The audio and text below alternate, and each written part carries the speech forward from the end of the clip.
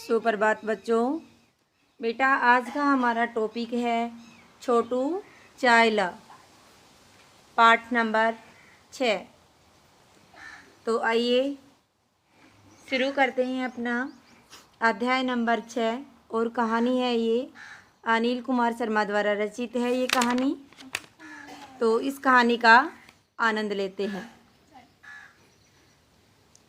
रात के 11 बज गए थे और ग्राहक थे कि ढाबा छोड़ने को तैयार न थे। बस यही आवाज़ें वातावरण में गूंज रही थी। छोटू चाय ला, छोटू पानी ला, छोटू गर्म रोटी ला। छोटू भाग भाग कर सारे काम करता। तनिक भी देर होते ही या तो ग्राहक भद्दी गालियां देते या ढाबे का मालिक दिन भर का थका हारा छोटू आंखों में नींद लिए सबकी हाजिरी बजा रहा था। नींद और थकावट अचानक उसके हाथ से चाय की केतली छूट गई। जब नींद और थकान ज़्यादा हो जाती है तो किसी से भी काम नहीं होता। तो उसी तरह से छोटू के हाथ से भी केतली छूट गई। गरम खोलती चाय उसके पैरों पर गिरी। चाय के कुछ छींटे एक ग्राहक के ऊपर भी जा पड़े। शराबी ग्राहक तुरंत खड़ा हो गया और छोटू को गालियां देने लगा। छोटू सहम गया था। ढाबे का मालिक तुरंत उठा और लात गुस्सों से छोटू को पीटने लगा। वह गालियां भी दिए जा रहा था। छोटू के साथ प्रतिदिन यही सब होता। रात को 11 बजे के बाद ढाबे पर रौनक घटती तब मालिक उसे खाना देता। इसके बाद वह सारी मेज़ों से जूठन आदि साफ करके बर्तन साफ करने पर लग जाता। 1 बजे के बाद वह इस कार्य से मुक्त होता। तब तक ढाबे का मालिक झपकियां लेता रहता। वह ढाबा बंद करके जाता तो छोटू एक मैला सा बिस्तर निकालकर बाहर रख लेता और 2 बेंचों को जोड़कर उस पर बिछाकर सो जाता। सुबह 6 बजे मालिक का भाई आकर उसकी रजाई खींचकर कहता, छोटू खड़ा हो। वह ढाबा खोलता और छोटू के लिए एक और अभागा दिन शुरू हो जाता। ठंड से सुकड़ता हुआ वह मरे मन से उठता। बिस्तर को यूं ही लपेटकर ढाबे के पीछे रखकर झाड़ू उठाता। सारे में झाड़ू लगाता। तब तक मालिक का भाई अपने बैठने की जगह ठीक करता। झाड़ू लगाकर छोटू भट्टी सुलगाता। इसके बाद ग्राहकों के आने का सिलसिला शुरू हो जाता। अचानक आज उसके चेहरे पर मुस्कुराहट आ गई। छोटे छोटे बच्चे स्कूल जा रहे थे। वह अपना काम भूलकर उस सुखद सपने में खो गया। अरे कहाँ मर गया छोटू? बर्तन क्या तेरा बाप आकर धोएगा? कामचोर, जरा सी निगाटी नहीं की, काम छोड़कर मटर गश्ती करने लगता है, कड़क कर बोला मालिक का भाई। छोटू का सुखद सपन टूट गया। मायूस सा वह टोंटी के नीचे रखे बर्तन धोने लगा। आज उसका मन काम में नहीं लग रहा था।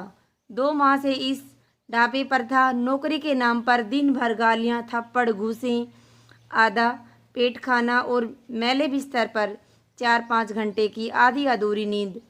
वह रह रहकर उस घड़ी को कोसता जब वह घर से भागकर भटकता हुआ इस ढाबे पर आ गया था। मालिक ने कपट भरी दया दिखाते हुए उसे काम पर रख लिया था, परंतु दया थोड़ी ही देर बाद ओझल हो गई। जब उसके पहले दिन एक प्लेट टूटी, मालिक ने उसे थप्पड़ और 50 गालियों की सौगात इस कार्य के लिए दी थी। यह सब याद करके उसकी आंखों में आंसू आ गई। बर्तन भट्टी के पास रखकर उसने तैयार चाय ग्राहक को दी। बच्चे अभी स्कूल जा रहे थे। वह कनखियों से उस और देखता और अपने अतीत को उसे जोड़ने का प्रयत्न करता। दिन बीतता रहा। रात हुई। वह उसी तरह काम निपटाकर बिस्तर बिछाकर लेट गया। ढाबे का मालिक जा चुका था। आज छोटू की आंख में नींद न थी। आज उसे ढाबे और ढाबे वाले से घृणा हो गई थी। लगभग 4 बजे ढाबे के सामने सड़क पार के मैदान में बच्चे क्रिकेट खेल रहे थे।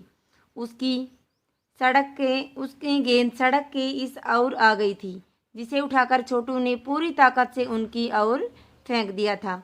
लड़के बड़े खुश हुए थे। गेंद को हाथ लगाने भर से उसका शरीर रोमांचित हो गया था। उसे रह रहकर वह साल याद आ रहा था जब गांव में हम उम्र बच्चों के साथ क्रिकेट खेलता, चौके छक्के लगाता और किलकारियां मारता। सुबह शाम घर के कामों में हाथ बटाता। त्योहारों पर पकवान खाता। वैसे भी घर में दूध घी की कोई कमी तो थी ही नहीं। रात बहुत हो चुकी थी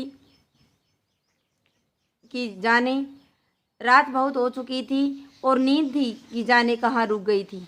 अचानक उसके मन में विचार आया, छोटू रात का समय है, कोई देख भी नहीं रहा, भाग जा, वापस पहुँच जा, तेरी माँ तेरे बगैर रो रो कर बुरा हाल हो गया होगा।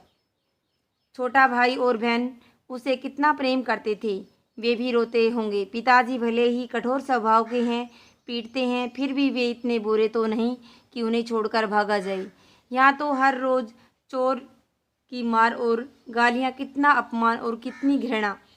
सब कुछ सोचकर वह एहसान तो उठा।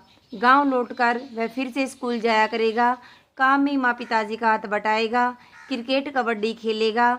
पिताजी डांटेंगे पीटेंगे तो क्या, प्यार भी तो करेंगे। वह सब घर स्कूल में के काम जिम्मेवारी से करेगा। उसे वह बुरी घड़ी याद आ गई जब स्कूल न जाने पर पिताजी ने उसे चाटा मारा था और वह बस्ता स्कूल में ही छोड़कर घर से भाग गया था। आज उसे अपनी गलतियों पर रह रहकर पछतावा हो रहा था। उसने फटी हुई रजाई एक ओर फेंकी और चप्पल पहनकर खड़ा हो गया। मन में घर लौटने का विचार जोर मार रहा था। वह कुछ सोचता हुआ ढाबे के छप्पर से बाहर आया। चांद की भरपूर चांदनी ने वातावरण पर सफ़ेद रेशमी चादर फैला रखी थी। उसने इधर उधर देखा और सड़क पार कर गया।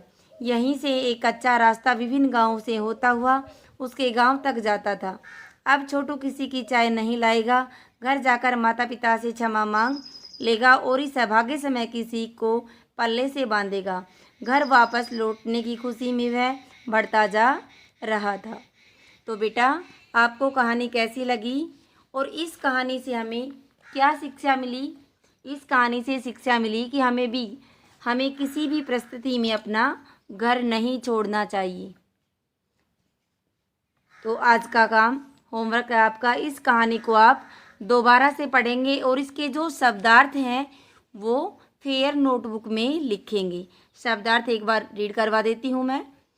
हाजिरी बजाना, तुरंत कार्य करना, अभागा, दुर्भाग्यशाली या पहले जैसा ही दुख भरा, सुखद, सुख की अनुभूति देने वाला, ओझल होना, छिप जाना या दिखाई न देना, अतीत, बीता हुआ समय।